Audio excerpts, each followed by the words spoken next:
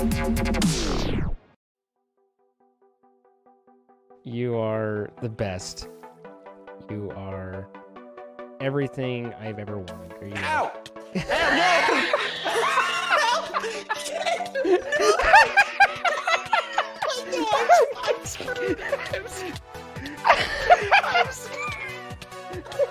Sir? Trap the dinosaur in another dimension.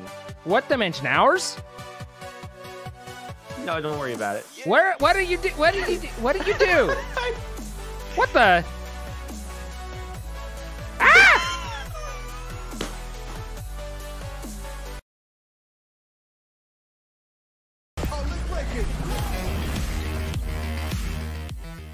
My name's Grant Espre. I'm from Worcester, Massachusetts. Goes right back onto your nice sleep dart. What a sleep dart from Moth! Heroes never die. Run low, run low. Get him, Mercy. Oh.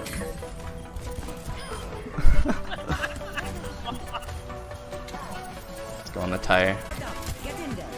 Careful, Shatter. I slept it, don't wake.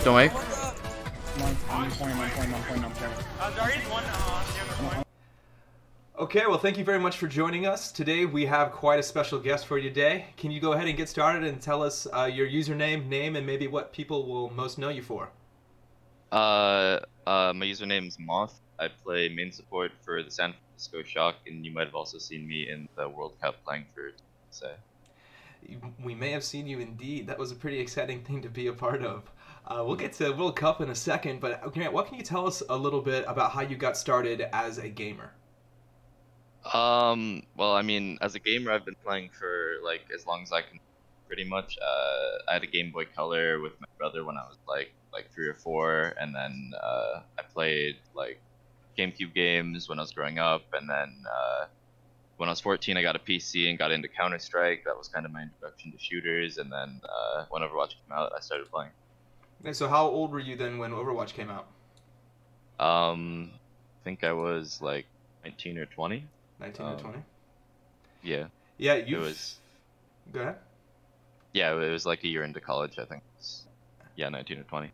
And how did you kind of pick up Overwatch? Was it first introduced to you as a competitive type thing you would do, or was it just kind of playing with friends on the side?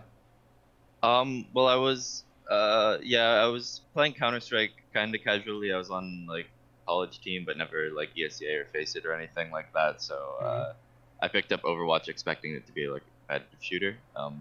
And I played it because it was the big new FPS coming out. Well, you picked it up pretty early in the cycle of the game itself and started competing relatively quickly. And from your history on Wikipedia, you can see that you were first place almost straight out of the gate. That's rather impressive. I mean, the amount of first places you have across Haste Overwatch and the Academy Gaming Overwatch weeklies, I mean, it's consistent. Was that always the case for you when you got into Overwatch, or was there a learning curve for you? Well, no, there was definitely a learning curve. I started playing the game in Season 2, and I was quickly top 500, but I didn't join a team for a couple months, and then we had a couple months where we were like kind of a bottom of the barrel tier 3 team, and then after a little while we kind of started winning some like AG weeklies online tournaments. So it took a couple months though. But at that point, you were already kind of on a team and competing pretty highly. What is the point when you kind of realized that you could potentially be a competitive esports player? It kind of took a long time for me to realize that, because it was always just something I was doing for fun until like the Overwatch League tryouts started, and like I got asked to try out. That's when it was kind of like, oh, this could be a real thing. And how did that ask come in? Was there somebody connected with Blizzard, or just one of your friends thought you'd do really good? It was it was a representative of one of the teams. They just scouted me and thought I had a shot. So this was. But, I didn't actually make a team at the time, because that was like August what, 2 years ago now, or August the year before the first season. So then that's when all the teams were trying out, and I really didn't expect to get any tryouts, but I got one. It went pretty well, but I didn't make it, and then I went and tendered Toronto. Your experience getting into competitive gaming seems to sound kind of natural when you describe it like this. Like, yeah, I just started a team. I got picked up in a league a couple months later. But that process had to be fairly difficult to manage. Did you already have friends in the esports scene who were competing to kind of help you get that path, or was there a forum you went to learn this kind of management structure to get through this, or how did you get to the team state? It was totally natural. It was just like I was playing in college for fun, and then a player from another collegiate team was like, "Hey, do you want to play in this tournament with me?" Like it was a tournament in December. It was like a winter or something. Like all these good teams were playing it, like Cloud9 and Selfless stuff. So we just kind of played in it for fun, and then from there, like kind of started scrimming like every couple of days, and then eventually it became like 4 hours a day scrims, and then just went from there. 4 hour a day scrims. That's a decent little practice while you're also going to school, I take it, right? Yeah. It was basically my entire free time was scrims. I didn't. It was a lot of the time I wasn't even playing ranked. It was just go to school, do my homework, scrim, and go to bed. The hustle. Mm-hmm. Did you end up getting your degree at school? No, I dropped out. I did 3 years of my computer science degree, and then I got picked up for Shock. So nice. Yeah, I knew you were a computer science major. I was gonna kind of ping into that. Did you think that like that scientific computer science coding leaning led you into this path of familiarity with this? Because this isn't a common path for a lot of people your age. Still. I mean, it kind of went hand in hand because like, I was always a big gamer, and I was always interested in computers growing up. So those two kind of fit together. Mm-hmm. That's I went into computer science because I like computers and I played video games, like same reason. Mm-hmm. Do you have any intents of ever going back to school or finishing a degree? Yeah, I definitely want to finish my degree after Overwatch League. I mean, I want to stay in esports as long as I can, but being realistic, eventually I'll have to do something. Well, on your way to a decent degree, stopping up by for a little bit of a pro fame and celebrity and competition at the highest league, why not? That's a nice entry exam to get into your doctorate or master's program when you're ready. That's an exciting path to take you. How did you convince your family that this was a good choice for you to do? They really didn't take much convincing. They were really supportive of me, and they were even as supportive of me when I was like joining Toronto for like contender's salary and like doing that while I was in school. They were still supportive of me. So then it kind of just popped up a couple weeks later, like, oh, now I'm not doing that. Now I'm moving to LA. I know your family. I got to see a little bit of your previous interviews that you've done online and doing some research and just things that come up throughout the time watching y'all. And I know that your family bounced around a little bit when you were younger, but from Europe to America and back and forth. What do you think that kind of movement across the world helped prepare you for this possibility of just kind of picking up everything and going off to LA for a little bit and trying it out? Yeah, definitely. I mean, I feel like if I hadn't grown up moving around all the place, then I definitely might not have been as prepared to come to LA. Because when I got my Overwatch League offer and flew out to LA, there was only like maybe a week in between me like getting the offer and flying out, so I kind of just packed up and left. And I was okay with that because I was going to LA to pursue a dream. Yeah, that must have been a crazy week for you. And with being so used to moving and stuff, the fear of starting that whole new path wasn't quite there for you. So you seem to be a man with really steady nerves at this point.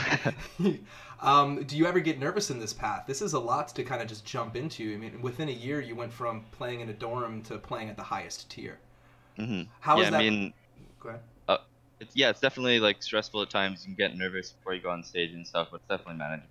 How do you deal with that that shift? Because you were originally a top-tiered online player, as a lot of Overwatch players are to begin with. Did it translate at first, or did you find yourself kind of learning along the way? I was actually really comfortable. Like as soon as I came to LA, I was really comfortable. Like the first time I came on stage, because you kind of just focus on the screen. You get in the game, you don't notice the crowd or anything. It wasn't nearly as bad as I expected. Nice. Yeah, I hear sometimes the headphones and the in-game play just kind of overwhelms and everything just drones out a little bit past that first walking in stage. Yeah. At least that's what I imagine. I mean, I can't only imagine from your point of view. in that process, when you became this, a lot of people, when they do go into the training scrims in order to build up to a pro team, it's kind of very natural for them to build an online streaming presence along the way. You do have yourself a streaming presence and somewhat of an online presence, but it's relatively reserved by comparison to other people who may be at this tier. What can you say about that, and why have you chosen to focus mainly on the competitive side of it? I mean, I was never really big into social media growing up. I didn't have a Facebook or Twitter or anything like that. So, I mean, I'm just in it to play. I played competitive Overwatch in college because it was fun. Like, I'm just here to compete, really. That's my focus. I hear from a lot of people who do stream that it kind of one takes away from the other anyways, and there's always this battle between them. Do you think not focusing on the stream gives you a certain advantage to the players who have that dual focus? Yeah, well, that's one of the things I noticed. I only streamed a little bit in the off season, but one of the things I noticed was I was focusing on chat a lot, and it was distracting me from the game. So leading up to the season, I've kind of tried to take a break from that, and I'll probably return to streaming eventually. But right now, I really just want to focus on winning. Yeah, that it makes sense that it would train you these all subconscious bad habits, trying to keep up with chat along the way. But I mean, you're doing okay for what you got. With the limited amount of time that you have been streaming, you've already picked up 1.7 thousand followers with a 70 average concurrent user, which for 70 average for 1.7, that's really impressive. The people that do follow you really like you. Why do you think that is? Is it already because, or what do you think that is? I mean, I think it was just like the popularity of Shock in the team and coming out of USA as well kind of helped me. So when I started streaming it, it's not like I was starting from the ground up. There was already kind of supporters there for me. So did it align a little bit with your World Cup premiere or your time there? I started streaming like a couple weeks after World Cup, I think, because I was like, as soon as the off season, as soon as the season 1 ended, then it was like maybe a couple weeks break before World Cup tryouts, and then I was in scrim mode for World Cup for a long time. And, after that, all that was finished. What can you tell me a little bit, or rather, that makes sense that you had a little bit of downtime in the middle to practice, and you picked up this thing that everybody else tries all the time. And did it really did you actually like the process of doing the streaming process? Do you have any future plans for content creation? Yeah, it was definitely a lot of fun, and I'll definitely return to it. But right now, I think I'm focusing on the league, and I'll see where I am a couple weeks from now, and see if I have the time and if I want to go back to it. I think with the timing of the new league, no one can blame you. You're definitely right on it. And I know SF Shock had a varied performance last year, and then your World Cup, you did really great going into the quarterfinals, but it didn't quite pay out for you in the very end. So I know you have this really strong desire as a consistently first place ranking performer to make sure that happens again this year. Do you have any training that you're all doing that's kind of getting you ready for this starting day? Nothing specifically besides just scrims and VOD review every day, but we're really focusing hard as a team together to make sure our practice is really consistent and we're all working hard. Great. Have you had any issues with like burnout over the last couple months preparing for this? The grueling hours that it takes that you're kind of putting in? No, not yet. I think everyone on our team is handling it really well. I think we all really just want to win, so we're putting everything into it. Nice, yeah. I can only imagine that this is the moment where you probably feel the strongest going into the first game. Yep. Your first game is against Dallas. Yeah. So do you have anything that you're looking out for specifically in that game, or anything you're kind of secretly preparing for?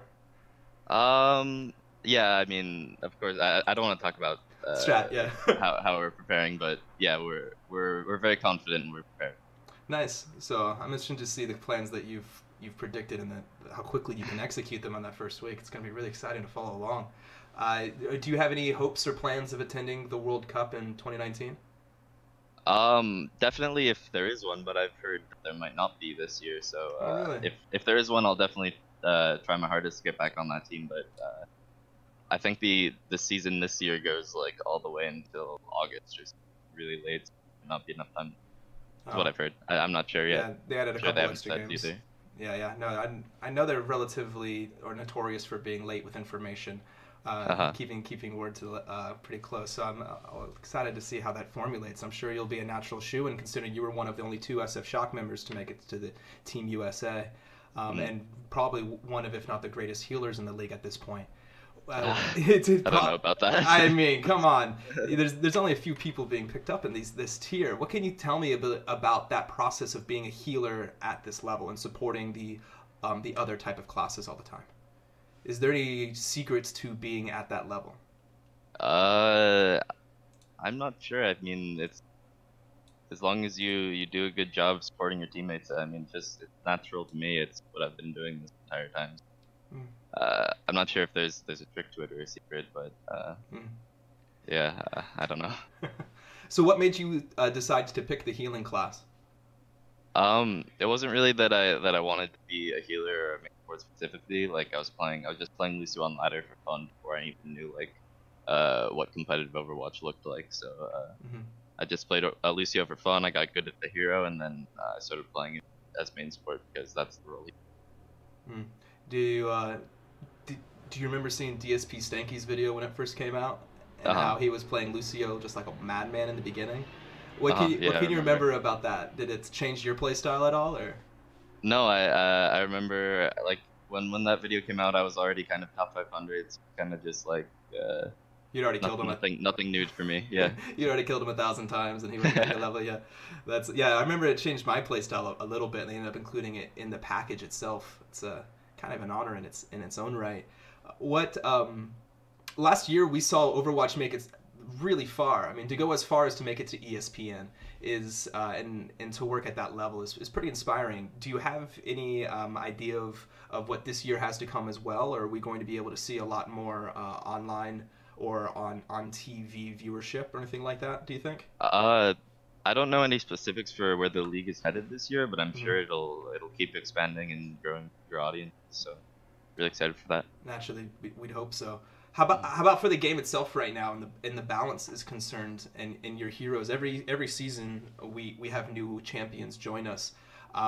Do you have any kind of predictions that you feel is the waning part of the meta that is kind of waiting for that new hero that you feel maybe on the horizon?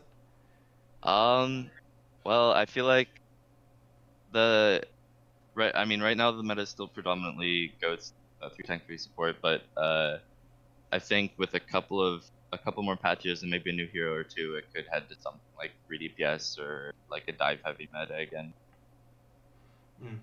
Is there anything of the game that you feel is just like a little too OP right now that's kind of giving you that issue like Brigitte used to be? I wouldn't say that there's any like hero individually that's really OP right now, but like just the way they all work together, with like AoE healing and big armor pack and all those shields. Together the comp is OP, but I don't know if any like there's one that could do that. Okay.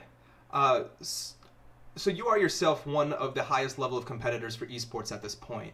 The path to get there, although it seems very clear going forward, looking back at it, there's got to be some pitfalls or things that some people may not necessarily know to look out for on this journey. What advice could you give to somebody who aspires to be an esports player and potentially compete at the SF Shock level? What's any advice you could give to them, followed by maybe any warnings that you could give to them? I would say it's definitely not easy and it's definitely not for everyone, but if it's something you're really passionate about, then you should go for it, but definitely don't throw away everything. Like maybe stay in school and work towards esports on the side, for example. See if it's something you're passionate about, see if it's something you have the time for, and go for it. But that is almost contrarian to your path then. You kind of dropped everything, quit school, and went off and pursued the dream.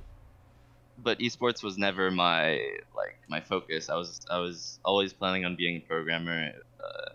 I didn't drop everything until I got the offer. So I easily could have turned it down and became a software. I had that backup. As an entrepreneur, I'm always thinking about backup as well. Multiple tiers and multiple paths, and it seems like that you have that backup net already developed for yourself. And a potential future one day, when you do hit 30 and esports doesn't consider you young anymore. do you think that is the foundation that's giving you all this confidence? Because you're cool as it gets here. You haven't shown a single nerve, basically. And I watched a lot of your videos, and you're always calm going into this. Do you think that's really what's solidifying you, or do you have any kind of insight into where that comes from? I guess maybe that's a part of it, but that's kind of always been my personality growing up. So I'm not sure if that specifically is the biggest impact. Just a character trait of... Yeah. Yeah. What's the one thing about being an esports pro that you love the most? Just competing at the highest level is something I'm really passionate about. I mean, like I said before, I was never in it to become a professional player. I was never in it to sign a contract. I was just in it because I love playing the game every day. Love competing in online tournaments for fun. That's fair. Do you have any other players in the industry that you've gotten to know over the period of time? Do you find yourself siloed to Overwatch, or do you ever get a chance to meet other professionals, say in Counter-Strike or Smash? I don't think I have met any players from other games yet. Although I didn't go to TwitchCon this year because I was in a camp for USA, and I know that there my team met a lot of people. Okay, so you did meet a couple people, but it's not like a consistent part I didn't. No, I didn't because I was in a USA boot camp, so I didn't go to TwitchCon, but my teammates.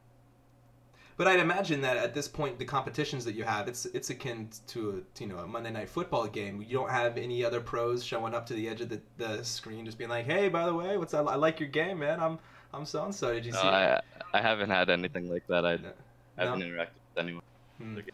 Well, I'm sure it's coming as you guys are going to start doing road games and stuff. I know y'all's road game, I think, is at home or in LA. But yeah, that's a little weird. Yeah. But at least it keeps it close for you. That's cool. You've done really great. I really appreciate you stopping by and talking with us today. But I'm going to end this up with a really nice softball for you. Okay. It's in this field of people that game and we use all these devices around us all the time. Our world is filled with peripherals. Whether it's the keyboard or the mouse or the headset, there's always something that you touch all the time that you just love disproportionately compared to everything else. What's your favorite peripheral? Definitely my OPC. Before I got into competitive gaming, I was using a desk chair all day. Like the 3 years I was in college playing Counter-Strike and Overwatch, and then into Overwatch, I was using like a desk chair. But getting an OPC when I came to LA was really exciting for me to have my first real gaming chair. Well, thank you. That was a nice T-ball. I appreciate you hitting that one direction. You probably got pimped out with a lot of gear when you became a pro. Sorry, you cut out for a second there. I didn't hear. Yeah, you probably got pimped out with a lot of gear when you first showed up. I mean, that house alone, I saw that tour the other day. That's a nice little spot you guys got there. It's been a really nice experience going from a modest dorm life all the way up to LA mansion style, living with pro gamer tools. Yeah, it's really nice. Totally different experience. Well, I hope you enjoy the whole experience. I know it's just a pit stop on your journey to be a computer scientist with an amazing story on the other end. Hopefully a cool game dev that we can all talk about one day. Yeah. I appreciate it. I can't wait to get your stream to up and running and watching you compete. Just keep being awesome. And thank you again for stopping by. Thank you. Thanks so much for having me. Yeah, is there anything you want to say to our audience before we go? Anything, words of encouragement, something like that? Just thanks so much for supporting us. I hope you watch Shotgun Season 2. I think we're really going to do well. Great. Well, I'm pretty sure y'all will too. Thank you again for your time, Grant. We really appreciate it. Thank you.